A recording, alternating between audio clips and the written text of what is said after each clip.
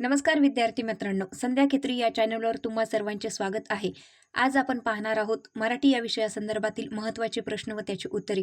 तत्पूर्वी तुम्ही जर संध्या खेत्री या चॅनलला नवीन असाल तर या चॅनलला सबस्क्राईब करा, लाईक करा, शेअर करा आणि कमेंट करायला विसरू नका. चला तर पाहूया. प्रश्न क्रमांक 1.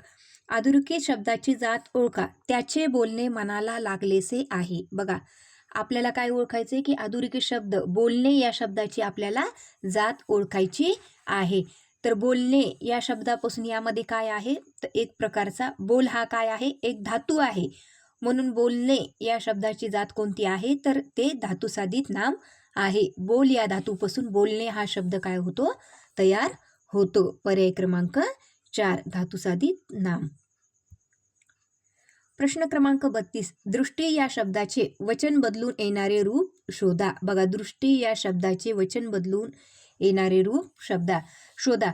बघा, मराठी व्याकरणामध्ये असे खूप शब्द आहेत की ते एक वचनात व अनेक वचनात सारखेच असतात. उदाहरणार्थ, देव हा शब्द एक वचनात देवच असतो, अनेक वचनात देवच असतो. दृष्टी हा शब्द एक वचनात देवच असतो, अनेक वचनात देवच असतो. असे बरेचसे शब्द आहेत की ते एक वचनात व अनेक वचनात सारखेच असतात. तर दृष्टी या शब्दाचे जरी आपण वचन बदललं तरी पण काय होतं की ते दृष्टीच असं येतं. पर्याय क्रमांक 1 दृष्टी. प्रश्न क्रमांक 33. खालीलपैकी कोणता शब्द स्त्रीलिंगी आहे. बघा, खालीलपैकी कोणता शब्द स्त्रीलिंगी आहेत. बघा, पुस्तक हे काय नपुसलिंगी, कारण की आपण काय म्हणतो, ते पुस्तक, आणि ते हे ज्या नामासाठी वापरले जाते त्याला काय म्हणतात, नपुसलिंग म्हणतात. त्याच्यानंतर चित्र, आपण काय म्हणतो, ते चित्र, हे सुद्धा काय झालं, नपुसलिंग झालं. त्याच्यानंतर आपण आड काय म्हणतो, तो आड, म्हणजे हे पुल्लिंगी झालं. परंतु विहीर हा शब्द म्हणताना आपण काय म्हणतो, ती विहीर, म्हणजेच यातील विहीर हा शब्द काय आहे, स्त्रीलिंगी आहे. पर्याय क्रमांक 2 विहीर. प्रश्न क्रमांक 34. खालीलपैकी कोणत्या शब्दास षष्टी विभक्ती प्रत्यय लागला आहे. बघा, खालीलपैकी कोणत्या शब्दास षष्टी विभक्ती प्रत्यय लागलेला आहे. तर षष्टीचे प्रत्यय काय आहेत, चा, ची, चे. आणि षष्टीतून कोणता कार्यार्थ होतो, तर षष्टीतून संबंध हा प्रस्थापित होत असतो. तर इथे देवाचा म्हणजे काय लागलेला आहे, चा प्रत्यय लागलेला आहे. पर्याय क्रमांक 1 देवाचा. प्रश्न क्रमांक 35. खालीलपैकी कोणत्या शब्दाचे सामान्य रूप होत नाही. बघा, खालीलपैकी कोणत्या शब्दाचे सामान्य रूप होत नाही. तर कोणत्या शब्दाचे होत नाही, वधू या शब्दाचे सामान्य रूप होत नाही. बाकी ससा, त्याच्यानंतर भूत आणि पान या तीनही शब्दाचे काय होते, सामान्य रूप होते. परंतु वधू या शब्दाचे सामान्य रूप होत नाही. पर्याय क्रमांक 2. प्रश्न क्रमांक 36. तुम्ही पत्र वाचाल या वाक्यातील काळ ओळखा. बघा, तुम्ही पत्र वाचाल या वाक्यातील काळ ओळखा. तर वाचाल म्हणजे काय, निश्चितच भविष्यकाळ आहे. अपूर्ण भूतकाळ आणि साधा वर्तमानकाळ येत नाही. परंतु तुम्ही पत्र वाचाल असं म्हणलेले म्हणजे वाचलेले आहे का त्या व्यक्तीनं, नाही. जर हे उदाहरण असलं असतं, तुम्ही पत्र वाचले, तर काय झालं असतं की ते भूतकाळामध्ये आलं असतं. किंवा तुम्ही पत्र वाचणार आहात, तर ते भविष्यकाळातच आलं असतं, साध्या भविष्यकाळामध्ये. परंतु तुम्ही पत्र वाचाल याच्यातून काय व्हायले की साध्या भविष्यकाळाचा बोध व्हायलाय. पर्याय क्रमांक 1 साधा भविष्यकाळ. प्रश्न क्रमांक 37. खालीलपैकी संबंधवाचक शब्दयोगी अव्यय कोणते. बघा, संबंधवाचक शब्दयोगी अव्यय कोणते, तर विषयी हे काय आहे, संबंधवाचक शब्दयोगी अव्यय आहे. पर्याय क्रमांक 1 विषयी. प्रश्न क्रमांक 38. सर्वांना समज दिली जाईल या वाक्याचा प्रयोग ओळखा. बघा, सर्वांना समज दिली जाईल या वाक्याचा प्रयोग ओळखा. तर या वाक्याचा प्रयोग कोणता आहे, कर्मकर्तरी. कारण की देणारी काय आहे, समज, म्हणजेच या निश्चितच या वाक्यात काय आहे, समज, कर्म पण आहे. त्याच्यामुळे हे प्रयोग कोणता आहे, तर कर्मकर्तरी. पर्याय क्रमांक 2. प्रश्न क्रमांक 39. अमेरिका हे श्रीमंत राष्ट्र आहे या वाक्याचे नकारार्थी वाक्यात रूपांतर करा. बघा, अमेरिका हे श्रीमंत राष्ट्र आहे. हा प्रश्न बघा खूप इम्पॉर्टंट आहे. बऱ्याच परीक्षेला हा प्रश्न विचारलेला आहे की अमेरिका हे श्रीमंत राष्ट्र आहे या वाक्याचे नकारार्थी वाक्यात रूपांतर करा. तर अमेरिका हे दरिद्री राष्ट्र नाही, म्हणजे अर्थात बदल न करता त्याचे नकारार्थी वाक्यात रूपांतर कसे होते, तर अमेरिका हे दरिद्री राष्ट्र नाही. पर्याय क्रमांक 2. प्रश्न क्रमांक 40. अव्ययभावी समासाचे उदाहरण सांगा. बघा, अव्ययभावी समासाचे उदाहरण सांगा. तर अव्ययभावी समास म्हणजे काय, तर ज्या समासामध्ये पहिले पद काय असते, प्रधान असते, त्या समासाला काय म्हणतात, अव्ययभावी समास असे म्हणतात. तर अमरण म्हणजेच मरेपर्यंत हे काय आहे, अव्ययभावी समासाचे उदाहरण आहे. पर्याय क्रमांक 4. प्रश्न क्रमांक 41. घी हा शब्द कोणत्या भाषेतून आलेला आहे. बघा, घी हा शब्द कोणत्या भाषेतून आलेला आहे, तर हा शब्द कानडी या भाषेतून आलेला आहे. पर्याय क्रमांक 1 कानडी. प्रश्न क्रमांक 42. अर्ज, कसब, खर्च, तमाशा मराठी भाषेने हे शब्द कोणत्या भाषेकडून स्वीकारले आहेत. बघा, अर्ज, कसब, खर्च, तमाशा हे शब्द मराठी भाषेने कोणत्या भाषेकडून स्वीकारले आहे, तर हे शब्द मूळताचे फारशी आहेत. तर फारशी या भाषेतून मराठी भाषेने स्वीकारलेले आहेत. पर्याय क्रमांक 1 फारशी. प्रश्न क्रमांक 43. खालील वाक्यातील उद्देश ओळखा. उद्देश म्हणजे काय, करता. खालील वाक्यातून उद्देश ओळखा. मनोहर अतिशय तन्मयतेने त्याचे पुस्तक वाचत आहे. बघा, वाचणारा कोण आहे, मनोहर. काय वाचत आहे, पुस्तक वाचत आहे. म्हणजेच या वाक्यात मनोहर काय आहे, करता आहे, आणि पुस्तक काय आहे, कर्म आहे. म्हणजेच मनोहर अतिशय तन्मयतेने त्याचे पुस्तक वाचत आहे. या वाक्यामध्ये उद्देश कोणता आहे, तर मनोहर आहे. पर्याय क्रमांक 1 मनोहर. प्रश्न क्रमांक 44. खालील शब्दापैकी एक उपसर्ग घटित शब्द नाही, तो ओळखा. बघा, 3 शब्द काय आहेत, उपसर्ग घटित शब्द आहेत. तर प्रथम उपसर्ग म्हणजे काय, शब्दाच्या पूर्वी लागलेल्या शब्दाला काय म्हणतात, उपसर्ग असे म्हणतात. तर शब्दाच्या शेवटून जो शब्द जोडला जातो त्याला काय म्हणतात, प्रत्यय असे म्हणतात. तर बघा, पराभव यामध्ये परा हा काय लागलेला आहे, उपसर्ग लागलेला. संस्कार यामध्ये स हा काय लागलेला आहे, उपसर्ग लागलेला आहे. निकोप यामध्ये नि हा काय लागलेला आहे, उपसर्ग लागलेला आहे. परंतु जनक हा शब्द, जनक या शब्दाला उपसर्ग लागलेला नाही. म्हणजेच यातील उपसर्ग घटित शब्द कोणता नाहीये, पर्याय क्रमांक 4 जनक. प्रश्न क्रमांक 45. प्रत्यय साधित शब्द ओळखा. बघा, प्रत्यय म्हणजे काय, तर शब्दाच्या शेवटी लागणाऱ्या शब्दाला काय म्हणतात, प्रत्यय असे म्हणतात. तर यातील प्रत्ययवाचक शब्द कोणता आहे, तर अस्तेवाईक. काय लागलेला आहे, इक हा काय लागलेला आहे, प्रत्यय लागलेला आहे. पर्याय क्रमांक 1 अस्तेवाईक. प्रश्न क्रमांक 46. खालीलपैकी उपसर्ग घटित शब्द ओळखा. बघा, खालीलपैकी उपसर्ग घटित शब्द ओळखा.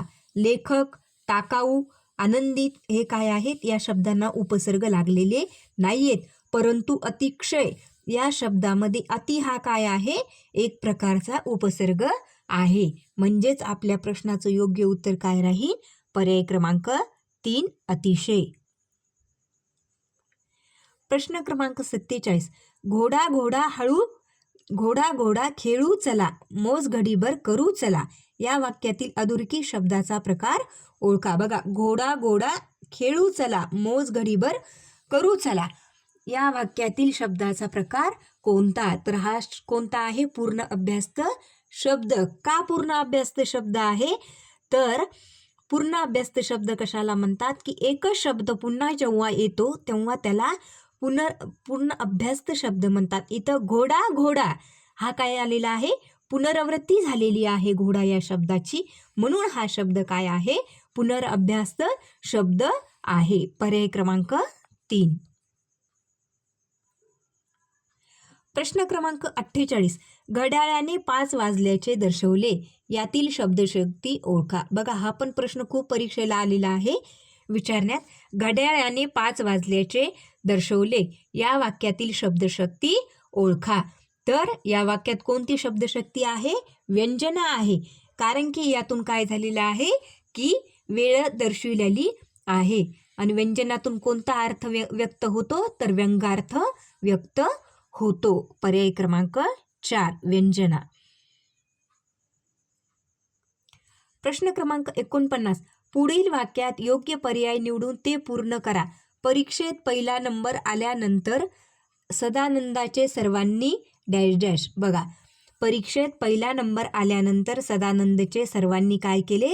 अभिनंदन केले. पर्याय क्रमांक 1 अभिनंदन केले. प्रश्न क्रमांक 50. शुद्ध लेखन दृष्ट्या अचूक शब्द ओळखा. बघा, हा पण प्रश्न बऱ्याच परीक्षेत आलेला आहे. प्रत्येक परीक्षेमध्ये 1 ते 2 प्रश्न असे असतात की तुम्हाला अचूक शब्द निवडायचे असतात. त्यातील काय असते? 2 शब्दाचा काही एक संबंध नसतो, परंतु 2 एक शब्द जवळपास 90 ते 95% काय असतात? सारख्या प्रमाणात असते. त्यामुळे आपल्याला काय होतं? तिथं कन्फ्युजन होतं. तर बघा, हा शब्द बऱ्याच परीक्षेत विचारण्यात आलेला आहे. तर स्थैर्य हा शब्द कसा लिहितात? तर हा शब्द व्याकरण नियमानुसार पर्याय क्रमांक 2 नुसार लिहितात. अर्ध स, त्याला थवर 2 मात्रा आणि यला काय? रफार, म्हणजेच स्थैर्य. पर्याय क्रमांक 2. प्रश्न क्रमांक 51. जो भविष्य सांगतो तो ओळखा. बघा, जो भविष्य सांगतो तो ओळखा या शब्दसमूहासाठी आपल्याला योग्य समूह शब्द ओळखायचा आहे. तर भविष्य सांगणाऱ्याला काय म्हणतात? ज्योतिषी असं म्हणतात. पर्याय क्रमांक 2 ज्योतिषी. प्रश्न क्रमांक 52. कर्तव्य पराडमुख म्हणजे? बघा, कर्तव्य पराडमुख म्हणजे काय? तर कर्तव्य पराडमुख म्हणजे कर्तव्याकडे पाठ फिरवणारा, म्हणजे केलेले उपकार न जाणणारा, याला काय म्हणतात? कर्तव्य पराडमुख. कर्तव्याकडे पाठ फिरवणारा. पर्याय क्रमांक 1. प्रश्न क्रमांक 53. पुढील वाक्यप्रचाराचा अर्थ सांगा. टेंभा मिरवणे. बघा, पुढील वाक्यप्रचाराचा अर्थ सांगा. टेंभा मिरवणे म्हणजेच एक प्रकारचा मोठेपणा सांगणे. पर्याय क्रमांक 2 मोठेपणा सांगणे. प्रश्न क्रमांक 54. त्याज्य या शब्दाचा विरुद्ध अर्थी शब्द ओळखा. बघा, त्याज्य या शब्दाचा विरुद्ध अर्थी शब्द ओळखा. तर त्याज्य म्हणजे काय? तर ती गोष्ट न मानणे याला म्हणतात त्याज्य. तर या शब्दाचा विरुद्ध अर्थी शब्द काय आहे? ग्राह्य. पर्याय क्रमांक 4 ग्राह्य. प्रश्न क्रमांक 55. संत रामदासांनी खालीलपैकी कोणता ग्रंथ लिहिला आहे? बघा, संत रामदासांनी भरपूर ग्रंथ लिहिलेले आहेत. त्यापैकी त्यांनी कोणता ग्रंथ लिहिलेला आहे? तर यामध्ये भागवत हे संत एकनाथांनी लिहिलेले आहे. त्याच्यानंतर अमृत अनुभव हा ग्रंथ संत ज्ञानेश्वरांनी लिहिलेला आहे. त्याच्यानंतर गाथा संत तुकारामांनी लिहिलेली आहे. परंतु मनाच्या श्लोकसाठी प्रसिद्ध असणारे संत कोणते आहेत? तर ते संत रामदास आहेत. तर संत रामदासांनी कोणता ग्रंथ लिहिलेला आहे? मनाचे श्लोक. पर्याय क्रमांक 3. प्रश्न क्रमांक 56. भारतातील राजकीय आखाड्यात दुर्दैव्य आहे असे मत का व्यक्त करण्यात आले आहे? बघा, भारतातील राजकीय आखाड्यात दुर्दैव्य आहे असे मत व्यक्त करण्यात का आले आहे? तर का आलेले आहे? त्यामुळे शास्त्रासाठी परकीय देशावर अवलंबून राहावे लागते, हे बरोबर आहे. त्याच्यानंतर त्यांचा हे काय आहे? चूक आहे की एकमेका देशावर अवलंबून राहावे लागत नाही. त्याचा युद्धनीतीवर विपरीत परिणाम होतो, हे बरोबर आहे. त्याच्यानंतर लोकशाहीमुळे निर्णय क्षमतेवर विपरीत परिणाम होतो, हे पण बरोबर आहे.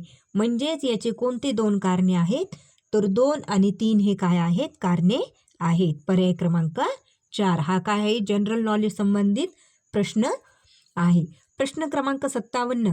लेखात छत्रपती शिवाजी, महाराणा प्रताप व सुभाषचंद्र बोस यांची उदाहरणे देण्यामागचा मूळ हेतू काय? बघा, छत्रपती शिवाजी महाराज, त्याच्यानंतर महाराणा प्रताप आणि सुभाषचंद्र बोस यांची उदाहरणे देण्यामागचा मूळ हेतू काय आहे? तर काय आहे की देशातील जनतेमध्ये त्यांचा आदर्श व वीर गाथेची उदाहरणे अस्तित्वात होती व लोक त्यांचा अवलंब करीत होते. म्हणून यांचं काय झालेलं आहे की लेखात त्यांच्या उदाहरणे देण्याचा काय आहे हा मूळ हेतू आहे. पर्याय क्रमांक 2. प्रश्न क्रमांक 58. तू नाही तर तुझ्या बापाने माझे पाणी खराब केले या व्रतीचा विहित अर्थ काय असावा? तू नाही तर तुझ्या बापाने माझे पाणी खराब केले या व्रतीचा विहित अर्थ काय असावा? म्हणजेच कोणत्याही वादाचे खापर भारतावर फोडून वाद अस्तित्वात ठेवणे ही चीनची काय आहे? वृत्ती आहे. म्हणजे बघा, तू नाही तर तुझ्या बापाने माझे पाणी खराब केले म्हणजे कोणत्याही वादाचे खापर भारतावर फोडून वाद अस्तित्वात ठेवणे ही काय आहे? चीनची एक प्रकारची वृत्ती आहे. पर्याय क्रमांक 2. प्रश्न क्रमांक 59. सारे जग भारत आणि चीन यांच्याकडे लक्ष का ठेवून आहेत? बघा, भारत आणि चीन हा मुद्दा काय आहे? विशेष गाजलेला आहे. तर सारे जग या दोन देशाकडे लक्ष ठेवून का आहेत? तर या दोन्ही देशाची परराष्ट्र नीती व वृत्ती काय आहे? वेगळी आहे. म्हणून सारे जग यांच्याकडे लक्ष ठेवून आहे. पर्याय क्रमांक 3. प्रश्न क्रमांक 60. भारत युधिष्ठिरांच्या स्वभावाने वागणारा देश आहे असे लेखात का संबोधले आहे? बघा, भारत हा युधिष्ठिराच्या स्वभावाने वागणारा देश आहे असे लेखात का संबोधले आहे?